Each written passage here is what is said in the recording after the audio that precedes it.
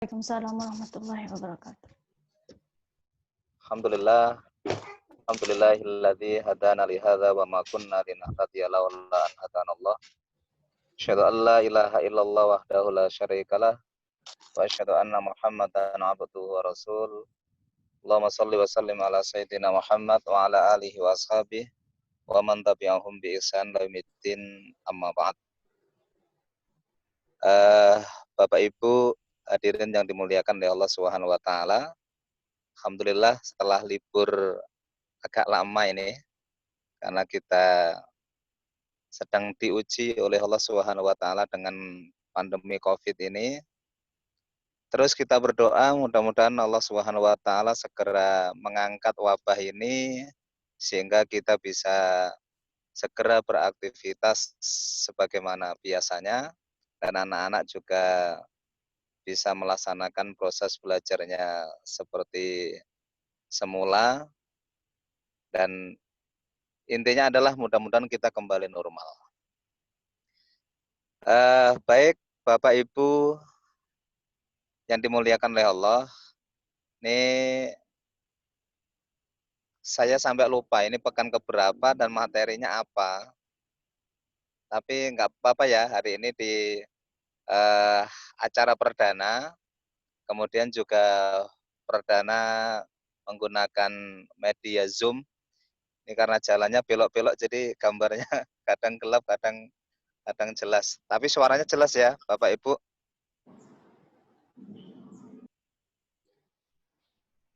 Oh, lagi di unmute. Baik, mungkin sekedar mengingatkan saja karena hari ini kita berada di ujung bulan Dzulqa'dah. Kita sekedar sama-sama mengingatkan bahwa sebentar lagi kita akan memasuki bulan Dzulhijjah, mohon maaf. Karena hari ini kita di penghujung bulan Dzulqa'dah yang juga sama-sama kita mau meninggalkan 1 bulan haram, 3 bulan yang berturut-turut ini. Kemudian bulan Dzulqa'dah sudah hari ini kita tinggalkan, kemudian kita akan menyambut bulan Dzulhijjah. Secara umum Rasulullah Shallallahu Alaihi Wasallam, Ibnu Abbas, kalau Rasulullah menyebutkan bahwa dari 12 bulan itu di dalam surah At-Taubah ayat 36 disebutkan bulan itu ada 12, kemudian dari 12 itu ada 4 bulan haram. Kemudian Abdullah ibnu Abbas itu mengingatkan kepada kita al-fiha al-ajlam. Jadi amal soleh yang kita di bulan-bulan haram itu pahalanya sangat besar. Sampai Ibnu Abbas menggunakan kalimat a'zam, yang itu tentunya a'zam dengan akbar itu sama-sama besar artinya, tapi a'zam itu lebih tinggi. Makanya amal soleh yang kita kerjakan di 3 bulan ini, bulan Dzulqa'dah, kemudian bulan Dzulhijjah, kemudian bulan Muharram, ini tidak sama bila dibanding dengan bulan-bulan selainnya. Makanya mari kita manfaatkan dengan semaksimal mungkin. Terkhusus besok insya Allah kita akan memasuki bulan Dzulhijjah. Ada pesan dari Rasulullah Shallallahu Alaihi Wasallam yang perlu menjadi perhatian buat Rasulullah bersabda, "Mamin ayamin al-amalu sholih fiha ahabbu ilallah min hadhil ayyam al-ashr." Tidak ada di antara hari-hari yang kita lalui, tidak ada hari-hari yang kita jalani, amal soleh di dalamnya lebih dicintai oleh Allah Subhanahu wa taala daripada kita lakukan di 10 hari awal Dzulhijjah ini. Jadi bahasa sederhananya, amal soleh yang kita lakukan mulai besok sampai 10 hari ke depan itu jauh lebih dicintai oleh Allah Subhanahu wa taala daripada yang kita kerjakan di luar hari tersebut. Kabar gembira ini sampai membuat para sahabat itu penasaran. Kemudian para sahabat bertanya kepada Rasulullah, qalu, ya Rasulullah, walal jihad fi sabilillah, jihad fi sabilillah pun tidak bisa menyamai amal soleh yang kita lakukan di 10 hari awal Dzulhijjah. Qala, maka Rasulullah Shallallahu alaihi wasallam menjawab, walal jihad fi sabilillah. Tidak juga jihad fi sabilillah. Jadi jihad di jalan Allah, maju ke medan perang pun itu belum bisa menyamai amal soleh yang kita lakukan mulai besok sampai 10 hari ke depan. Illa rajulun kharaja binafsihi wa malihi falam yarji min dzalika bisyai. Kemudian Nabi melanjutkan, kecuali orang yang keluar dari rumahnya untuk berjihad di jalan Allah dengan membawa jiwanya, dengan membawa hartanya, kemudian keduanya tidak dibawa pulang. Jiwanya enggak pulang lagi, hartanya tidak dibawa pulang lagi. Artinya syahid. Makanya amal soleh yang kita lakukan mulai besok, itu ternyata nilainya setara dengan syahid. Padahal itu adalah kematian yang diharapkan oleh manusia-manusia mulia, yaitu para sahabat Rasulullah Shallallahu Alaihi Wasallam dan generasi-generasi selanjutnya tentunya. Makanya ini hanya ada 10 hari, jadi apabila berlalu begitu saja, tidak ada amal soleh yang kita tambah selama di selama di 10 hari awal Dzulhijjah nanti, mulai besok, itu sangat rugi. Makanya mari kita persiapkan mulai dari sekarang, kita harus tambah kuantitas sekaligus kualitasnya dalam ibadah apapun untuk mengisi 10 hari awal Dzulhijjah, supaya itu menjadi tambahan pahala buat kita semua. Kemudian di kitab Shahihul Jami itu disebutkan, yang dimaksud itu adalah para ulama mengatakan afdalu ayyami dunya ayyamul ashr. Jadi hari-hari yang paling utama yang ada di dunia ini adalah 10 hari awal Dzulhijjah. Jadi 10 hari awal Dzulhijjah itu memiliki keutamaan yang dahsyat, memiliki keutamaan yang luar biasa. Jadi saya yakin kita semua sudah pernah membaca di share-sharean di grup WA mungkin, atau di Facebook, atau di media yang lain, atau mungkin ingat materi-materi tahun-tahun sebelumnya terkait dengan keutamaan 10 hari awal Dzulhijjah. Kemudian Imam Al-Hafidh Ibnu Hajar Al-Asqalani itu menyampaikan bahwa kenapa 10 hari awal Dzulhijjah itu memiliki keutamaan yang cukup besar? Karena di 10 hari awal Dzulhijjah itu terkumpul ibadah-ibadah induk. Ya, puasa ada di hari-hari tersebut, minimal adalah 9 Dzulhijjah, kemudian sholat, kemudian haji, itu ada di hari-hari tersebut. Bahkan ada ulama yang mengatakan ini lebih afdal daripada Ramadan. Baik, jadi ini terkait dengan keutamaan dan komentar para ulama dalam membahas tentang keutamaan 10 hari awal Dzulhijjah. Kemudian secara umum itu adalah amal soleh apapun. Ya, amal soleh apapun yang kita kerjakan di 10 hari awal Dzulhijjah itu nilainya sangat afdol. Adapun secara khusus, kira-kira ibadah apa yang harus kita lakukan terkait dengan Dzulhijjah ini? Ada beberapa hal yang secara spesifik, secara khusus bisa kita maksimalkan. Yang pertama adalah memperbanyak zikir. Karena di dalam surah Al-Hajj ayat 28, Allah Subhanahu wa taala berfirman, wa yadhkurullaha fi ayyamin ma'lumat. Dan hendaklah berzikir kepada Allah Subhanahu wa taala, hendaklah ingat kepada Allah, memperbanyak kalimat-kalimat zikir fi ayyamin ma'lumat, pada hari-hari yang sudah ditentukan. Mufassirin, para ahli tafsir itu menerjemahkan atau menjelaskan tentang ayyamin ma'lumat, hari-hari yang sudah ditentukan itu adalah 10 hari awal Dzulhijjah. Jadi di 10 hari awal Dzulhijjah, berarti kalau kalender Islam nanti setelah maghrib itu ternyata kita sudah masuk Dzulhijjah. Itu kalau dalam bulan Islam. Nah, berarti mulai malam nanti sudah berlaku perintah wa yadhkurusmallah, perintah untuk memperbanyak zikir kepada Allah Subhanahu wa taala. Makanya silakan saja kita mau zikir apa saja, melafalkan kalimat-kalimat zikir apa saja, bisa jadi kita juga memilih zikir-zikir yang memang memiliki keutamaan yang cukup besar. Misalnya zikir terafdol itu adalah kalimat la ilaha illallah. Karena Nabi mengatakan afdolul zikri annahu la ilaha illallah. Zikir yang paling utama itu adalah kalimat la ilaha illallah. Jadi la ilaha illallah, la ilaha illallah, la ilaha illallah itu diperbanyak. Selanjutnya bisa juga kalimat zikir yang lain yang juga sama-sama memiliki keutamaan.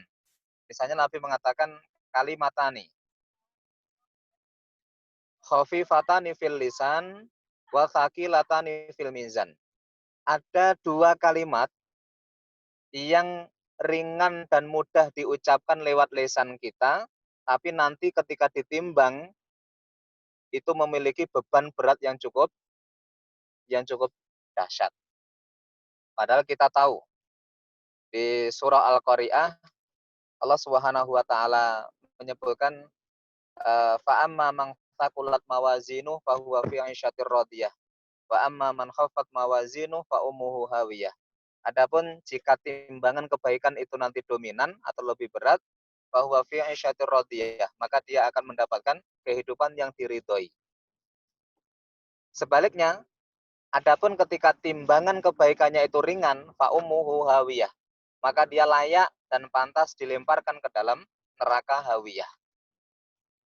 Nah, ini menunjukkan bahwa apa? Beban timbangan nanti pada hari kiamat sangat menentukan bagaimana nasib kita nanti pada hari akhir. Nah, salah satu alternatif yang disampaikan oleh Nabi untuk menambah beban berat kebaikan kita adalah memperbanyak zikir tadi. Subhanallah wa bihamdih, subhanallahil azim. Subhanallah wa bihamdih, subhanallahil azim. Itu kalimat yang memberikan beban berat timbangan kebaikan nanti pada hari kiamat. Itu zikir yang lain. Kemudian ada zikir yang lain juga yang Nabi Shallallahu Alaihi Wasallam menyampaikan kepada kita, barang siapa yang mengucapkan kalimat Subhanallah wa bihamdih, titik hanya di sini sebanyak 100 kali. Subhanallah wa bihamdih 100 kali. Itu kalau kita meniti, kita hitung menit itu kurang lebih 3 sampai 5 menit. Jadi tidak membutuhkan waktu yang lama. Ya, kalimat subhanallah wa bihamdih 100 kali, maka Allah Subhanahu wa taala akan menggugurkan dosa-dosanya meskipun dosa itu sebanyak buih yang ada di laut. Ini bisa kita pilih. Atau secara umum kita juga bisa memperbanyak kalimat-kalimat zikir yang lain. Misalnya subhanallah walhamdulillah wala ilaha illallah wallahu akbar. Ini kalimat zikir pilihan atau mungkin kita memilih zikir-zikir selain itu. Intinya adalah kita ingat kepada Allah, kita perbanyak zikir kepada Allah mulai dari nanti malam setelah maghrib. Kemudian itu tadi zikir. Kemudian yang selanjutnya adalah perbanyak puasa. Kenapa kita harus berpuasa? Ya karena puasa itu bagian dari amal soleh. Jadi misalnya ibu-ibu besok puasa. Misalnya nih, puasanya apa? Bingung niatnya misalnya. Ya puasa untuk mengisi amal soleh di bulan Dzulhijjah. Itu boleh. Dan itu adalah kesepakatan para ulama. Karena puasa itu adalah bagian dari amal soleh. Sementara dalam hadis tadi, itu disebutkan al-amalu soleh. Jadi amal soleh apapun yang kita kerjakan untuk mengisi 10 hari, itu termasuk. Karena Nabi Shallallahu Alaihi Wasallam juga mengingatkan barang siapa yang puasa 1 hari untukku. Itu diperjelas oleh Nabi, barang siapa yang puasa 1 hari untukku, maka Allah Subhanahu wa taala akan menjauhkan dia dari api neraka selama 70 tahun. Itu hadisnya sahih.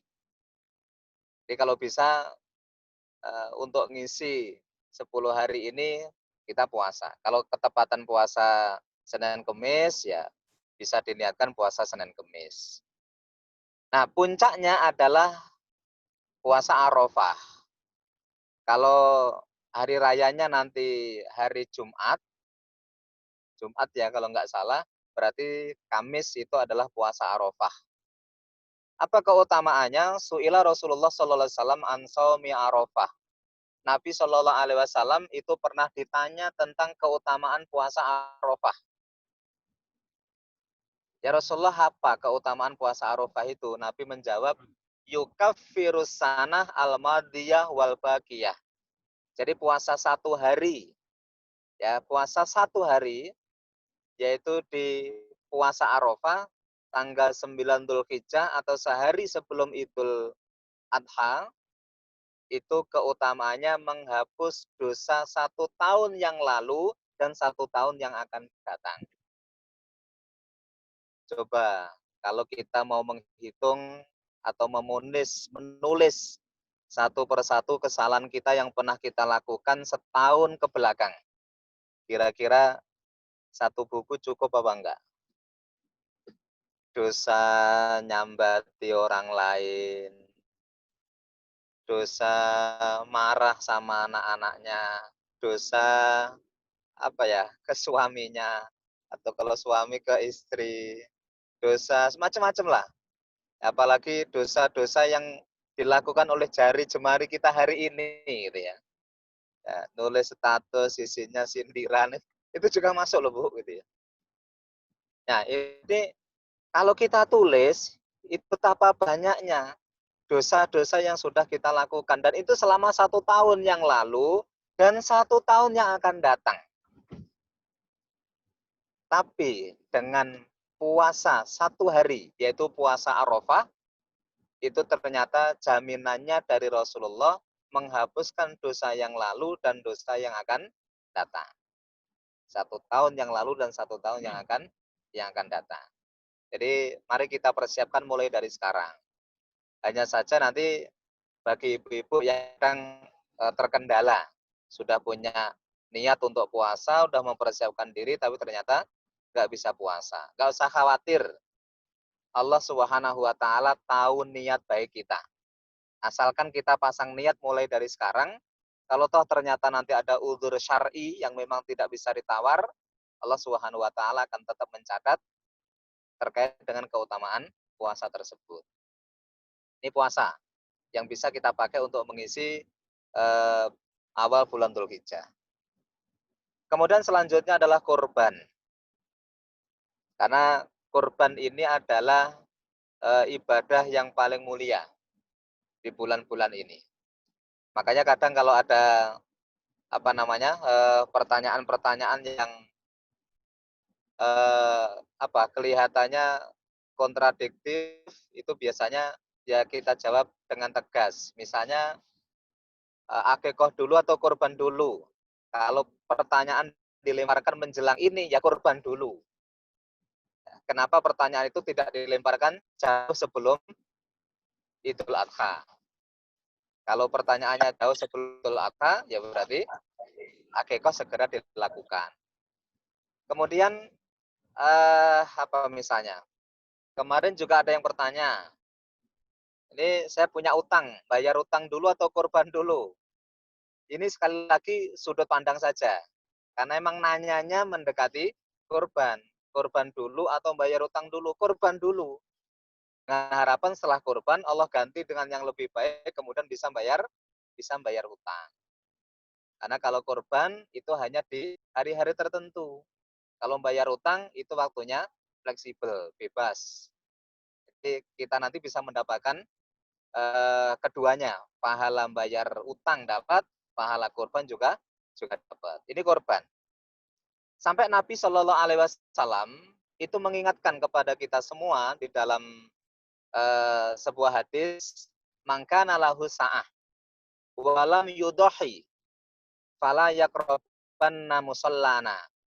Ini nasihat dari Nabi. Barang siapa yang diberikan kelonggaran, artinya kelonggaran itu ya dia memiliki rezeki yang bisa dipakai untuk korban. Walam yudohi, dia diberikan kelonggaran, sementara dia nggak korban. Fala yakrobanna musallana, kata Nabi. Maka jangan dekat-dekat tempat sholat kami. Sahabat itu digitukan. Itu kerasa banget. Ini sahabat. Karena sahabat itu sholat bersama Rasul sesuatu yang dirindukan. Jadi yang belum punya niat kurban, ya bisa segera apa namanya niat waktunya masih ada. Kalau apa namanya, oh pas lagi nggak ada, belum nganu bapaknya, ya bapaknya dimotivasi. Ini terkait dengan ibadah kurban. Bahkan ibadah kurban malah disandingkan dengan ibadah sholat di dalam surah Al-Kautsar itu. Fasholli li rabbika wanhar. Sholatlah karena Tuhanmu dan berkorbanlah. Itu menunjukkan korban sesuatu yang sangat ditekankan. Korban sesuatu yang sangat dianjurkan oleh Rasulullah SAW berkaitan dengan Idul Adha. Bahkan Idul Adha itu kan Nabi menjelaskan di satu hadis, Al-Adha yauma yudhahin nas. Disebut Idul Adha karena memang hari itu adalah hari penyembelihan. Kalau bahasa kita, Adha itu artinya adalah pengorbanan. Karena diambil dari kata doha yudhohi, tadhiyah. Artinya adalah pengorbanan. Sehingga anggap aja, rezeki saya kok pas-pasan ya, saya nggak ada kelebihan misalnya. Ya justru nilai tadhiyahnya, nilai pengorbannya ada di situ. Kalau duitnya banyak, misalnya di rekening tinggal 3 miliar misalnya. Kemudian korban satu bagian, itu kan kayak nggak ada, roh pengorbanan nggak ada, karena nggak kerasa. Ya, rekening isinya 3 miliar tapi ikut satu bagian, itu nggak, tadhiyahnya nggak kerasa, karena kecil banget. Kecuali orang yang punya, ya anggap aja pas-pasan, tapi dia paksakan untuk korban, itu tadhiyah. Nilai pengorbanannya itu ada. Ini sangat Rasulullah Shallallahu Alaihi Wasallam untuk mengisi 10 hari awal Dzulhijjah. Kalau untuk korban sendiri itu sudah ada ketentuannya, yaitu disembelih setelah melaksanakan sholat Id. Demikian juga ini adalah bagian dari syiar. Karena Idul Adha itu intinya adalah syiar. Ya, berarti harus dihidupkan. Dan kita juga mengingat ini adalah perjuangan Nabi Ibrahim alaihissalam. Nabi Ibrahim alaihissalam itu betul-betul sami'na wa ata'na kepada Allah Subhanahu wa taala ketika diperintahkan untuk menyembelih putranya. Jadi itu yang mendasari semangat kita untuk menyisihkan sebagian rezeki yang Allah titipkan kepada kita untuk berkorban. Di dalam surah Al-Hajj ayat 32, Allah Subhanahu wa taala juga sebutkan wa may yu'azzim sya'airallah fa innaha min taqwal qulub. Barang siapa yang mengagungkan syiar Allah, maka sesungguhnya itu adalah bagian dari takwa yang ada di dalam hati. Jadi itu bagian dari ketakwaan yang ada di dalam hati setiap orang yang mengagungkan syiar Allah Subhanahu wa taala. Dan kurban adalah bagian dari syiar yang perlu kita agungkan. Kemudian selanjutnya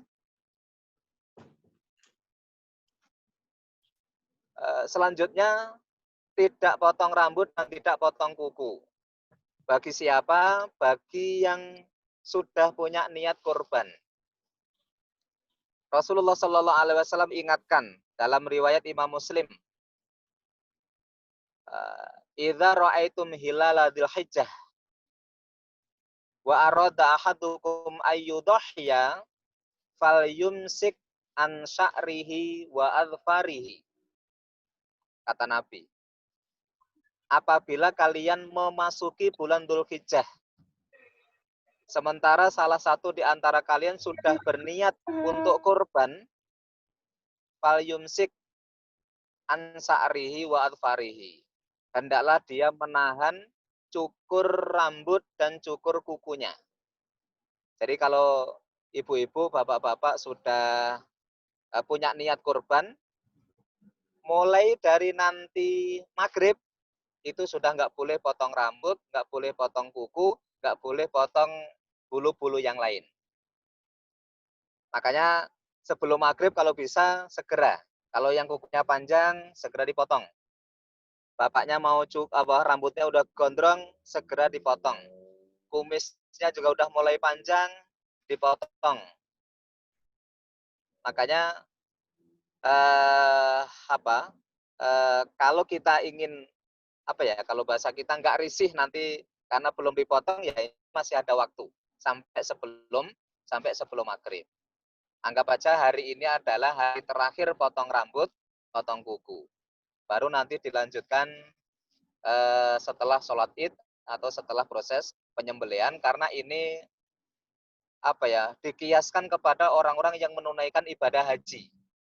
Orang-orang yang menunaikan ibadah haji di hari-hari tersebut nggak boleh potong kuku, nggak boleh potong rambut. Kalau sampai itu dilanggar, maka dia harus bayar dam. Padahal damnya itu adalah seekor kambing, berarti lumayan besar. Ini menjadi rambu-rambu buat kita semua. Bagi yang sudah punya niat kurban, itu tahan dulu potong rambut, tahan dulu potong kuku, termasuk memotong ini juga mencabut, misalnya bulu ketiak dan lain sebagainya, itu dihindari. Mungkin ada pertanyaan, Ustadz, ini satu keluarga itu yang korban kan satu, yang dilarang itu satu saja atau semuanya? Sebaiknya semuanya. Kenapa? Karena korban satu orang itu mewakili keluarga. Kan Nabi ketika menyembelih domba itu, doa Nabi adalah, ya Allah, ini adalah korbanku dan keluargaku. Berarti satu keluarga itu satu bagian itu cukup. Tapi kalau mau ngambil semua bagian itu juga lebih afdol, karena pengorbanannya semakin banyak. Nah, kemudian selanjutnya adalah menunaikan sholat id. Menunaikan sholat id. Nah, ini saya kurang tahu karena kondisi pandemi seperti ini di wilayah kita masing-masing ada sholat atau enggak. Kemudian nanti ada himbauan dari pemerintah daerah apa enggak, ya ini fleksibel aja. Kalau dirasa aman dengan menggunakan protokol kesehatan pencegahan COVID itu juga jauh lebih baik. Intinya adalah sholat id adalah bagian dari sunnah, kemudian juga ada adab-adab yang perlu dilakukan dalam melaksanakan sholat id. Mulai dari mandi dulu. Di mandi tersebut adalah mandi jinabat, yaitu mandi besar. Itu sunnah. Kemudian untuk bapak-bapak itu dianjurkan pakai wewangian. Kalau untuk ibu-ibu itu pakai wewangian boleh, asalkan tidak yang menyengat. Kalau terlalu menyengat, dari jarak sekian itu udah tercium aroma ini, itu dihindari. Kemudian disunahkan untuk tidak makan dan tidak minum. Ini kesebalikan dari sholat Idul Fitri kemarin. Jadi kalau Idul Fitri itu sebelum sholat Id, dianjurkan untuk makan atau minum dulu, tapi kalau sholat Idul Adha itu sebaliknya. Ya. Kenapa? Ya karena diasumsikan nanti makannya adalah setelah sholat Id pada proses penyembelihan. Nah ini beberapa hal yang bisa kita kerjakan, bisa kita perbanyak selama 10 hari awal Dzulhijjah. Dan selain itu tentunya masih cukup banyak amal soleh yang lain. Maka di hari-hari ini kita maksimalkan. Intinya kita tambah. Sholat sunnahnya kita tambah, baca Qur'annya kita tambah, sedekahnya kita tambah, amal soleh apapun semaksimal mungkin kita tambah. Karena ini adalah momentum yang spesial, momentum yang tidak sederhana. Karena Nabi SAW sendiri itu menilai bahwa keutamaan ini sama dengan syahid, sama dengan mati di jalan Allah Subhanahu wa taala, mati di medan perang. Baik, Bapak Ibu hadirin yang dimuliakan oleh Allah Subhanahu wa taala, mungkin taujih singkat di agenda perdana hari ini, semoga pertemuan-pertemuan selanjutnya kita bisa menjalankan sesuai dengan jadwal yang kemarin sudah kita kesepakati. Karena hari ini saya tadi juga nggak hafal ini pekan keberapa, kemudian jadwalnya apa, dan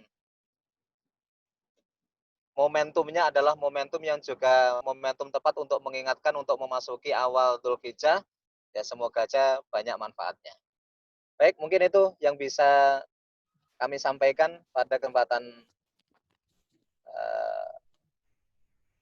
siang kali ini. Semoga ada manfaatnya. Kalau ada yang ditanyakan, saya lemparkan di forum. Silahkan Bapak, Ibu-Ibu, kalau ada yang bertanya.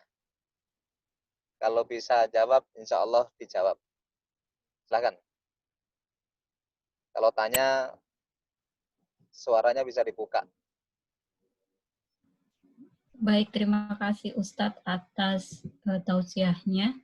Dipersilakan bagi Bapak Ibu yang ingin menanyakan pertanyaan kepada Ustadz, bisa mengaktifkan mikrofonnya.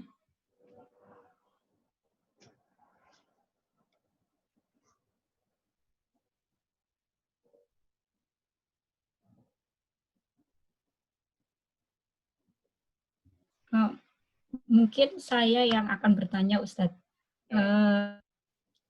Kalau misalnya ibu-ibu ini kan banyak halangannya ya Ustadz. Kemarin itu habis puasa kita masih hutang nih. Nah sebaiknya kita menyaur puasanya, hutang puasa kita dulu atau berpuasa sunnah Arafah. Terima kasih. Baik. Mungkin jawabannya mirip dengan ketika ada sunnah puasa 6 hari Syawal kemarin ya. Ya, jadi sebaiknya sebelum puasa Arafah itu bisa mulai nyicil puasa bayar hutang. Jadi berarti kan hari itu bisa kita pakai untuk amal soleh puasa qadha. Nah kemudian nanti pas giliran puasa Arafahnya ya kita niatkan aja puasa Arafah. Kenapa? Karena memang ini kita harus melihatnya dari sudut pandang yang ini, tergantung sudut pandang. Kalau kita masih harusnya, kalau memang berpikir ideal, kalau misalnya alasannya dari sudut pandang lebih utama mana, bayar utang dengan puasa Arafah, ya harusnya kalau memang itu dianggap penting, itu sudah dikerjakan bulan Syawal atau sudah dikerjakan di bulan Dzulqa'dah. Nah, tapi karena karena besok itu kita akan ketemu dengan puasa Arafah yang memiliki keutamaan yang begitu besar dan ternyata itu nggak bisa dikerjakan di hari-hari yang lain. Makanya puasa Arafah saja, kemudian bayar utangnya dipending kalau memang belum bayar utang, kemudian nanti selesai rangkaian Idul Adha ini baru kita mulai melanjutkan untuk membayar utangnya. Kira-kira gitu, Bu.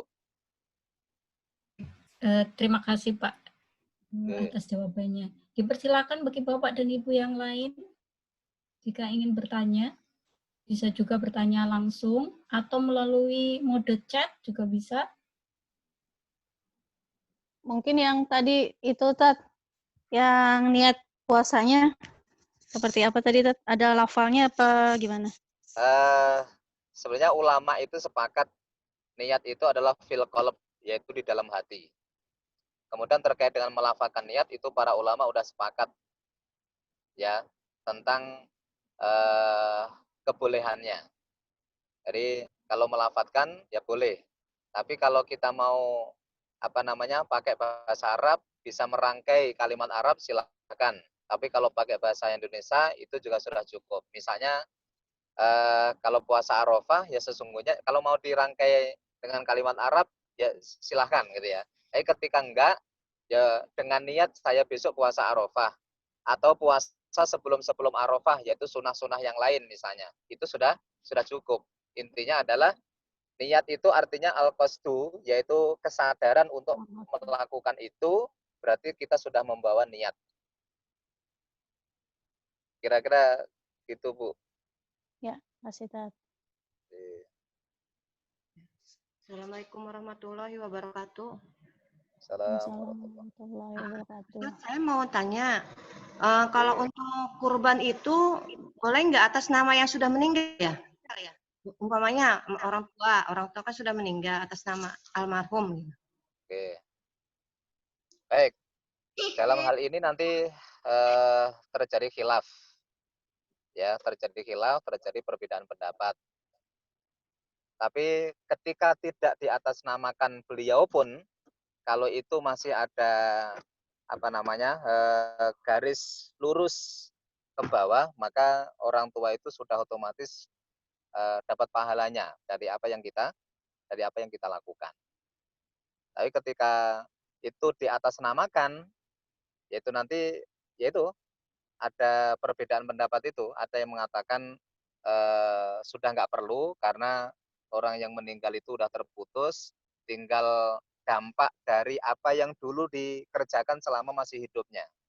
Ya, selama masih hidup. Itu yang berpendapat gitu. Kemudian kalau pendapat yang lain itu mengatakan boleh. Ya, terima kasih Ustadz. Sama-sama.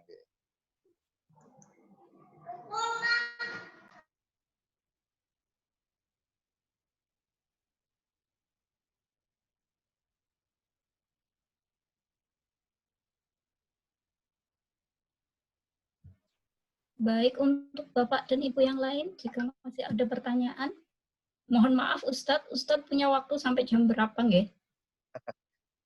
Ya belum ada jadwal ini, Bu. Oh, nggih. Mungkin dibuka sampai 15 menit ke depan kah, Pak Ustadz? Oh, boleh, monggo. Okay. Saya persilakan untuk Bapak Ibu yang ingin memberikan pertanyaan kepada Ustadz.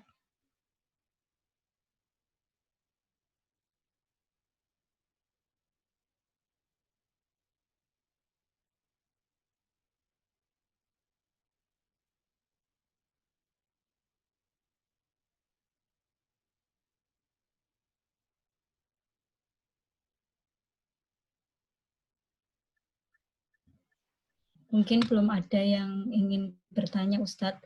Saya kembali bertanya mengenai pemilihan hewan kurban, Ustadz. Itu afdolnya itu sebetulnya sapi atau kambing atau domba kalau di daerah kita, Ustadz. Terima kasih. Ya, kalau teks aslinya itu adalah domba. Ya, kenapa? Karena kalau dari orang kesehatan, daging sapi dengan daging kambing itu kan juga emang berbeda kualitasnya. Kalau Nabi juga termasuk suka makan daging kambing.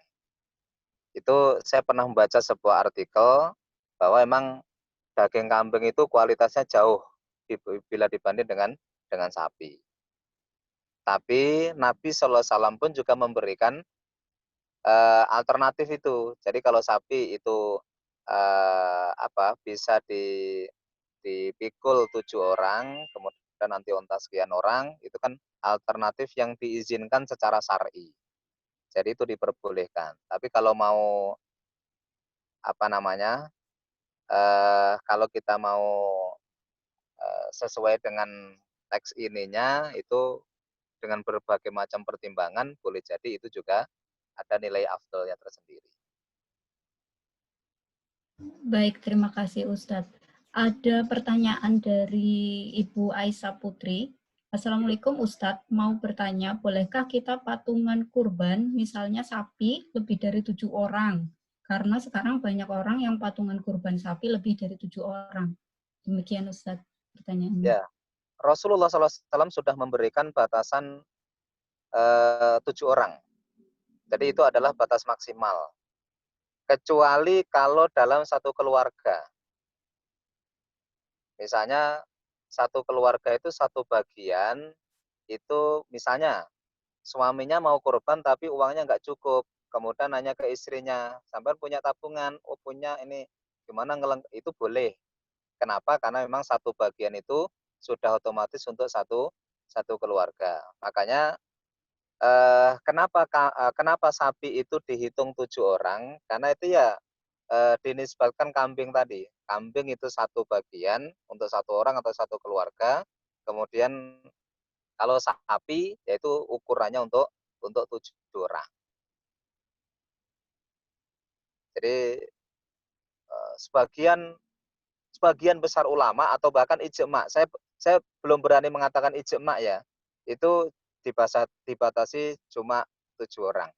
Lebih dari itu tidak bernilai kurban. Cuma biasanya ada di sekolah-sekolah itu. Misalnya anaknya iuran, nah ini namanya latihan kurban. Secara fikihnya nggak masuk kurban, tapi melatih anak-anak supaya ada kemauan untuk berkurban. Itu kira-kira Bu jawabannya. Baik Ustadz, terima kasih. Mungkin 2 penanya lagi, jika masih ada yang ingin ditanyakan Bapak Ibu, dipersilakan.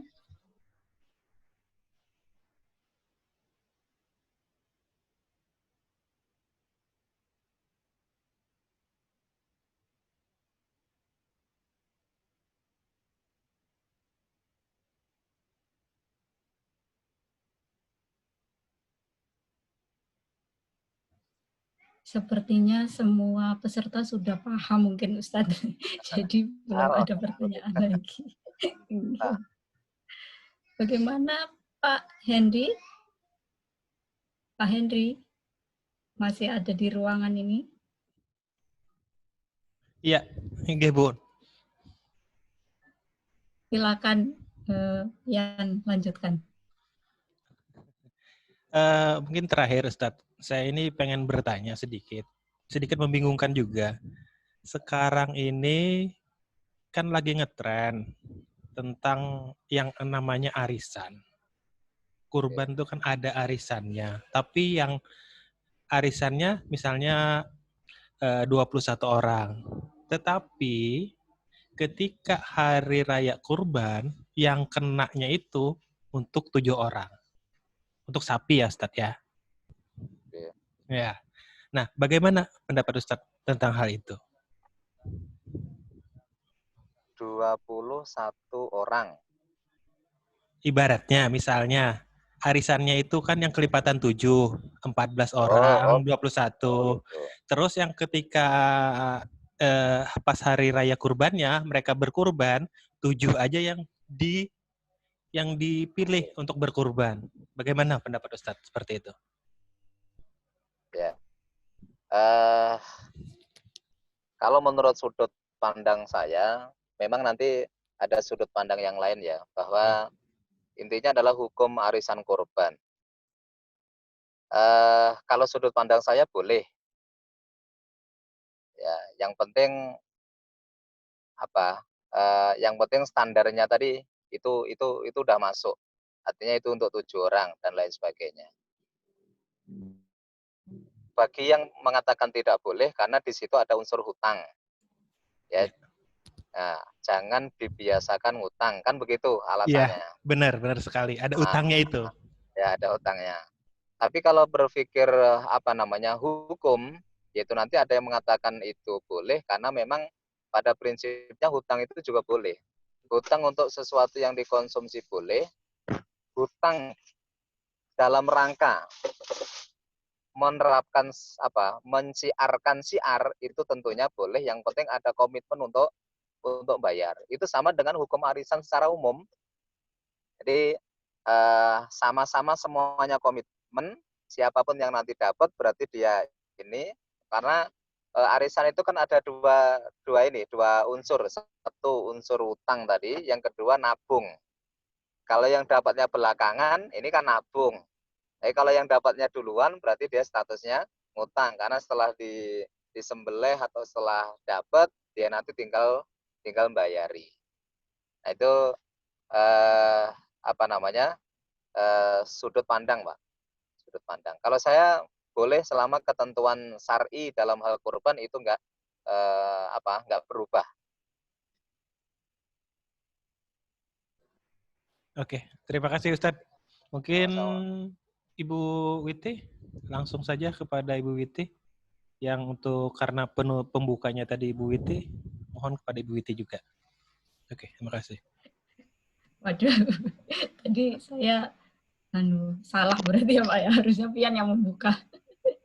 Baik, terima kasih Pak Henry dan Bapak Ibu sekalian, karena waktu sudah menunjukkan pukul 2:10, jadi kajian duha perdana di Zoom kali ini mungkin bisa kita akhiri.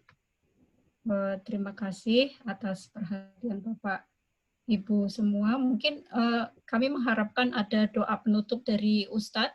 Dipersilahkan Ustadz. Oh, baik.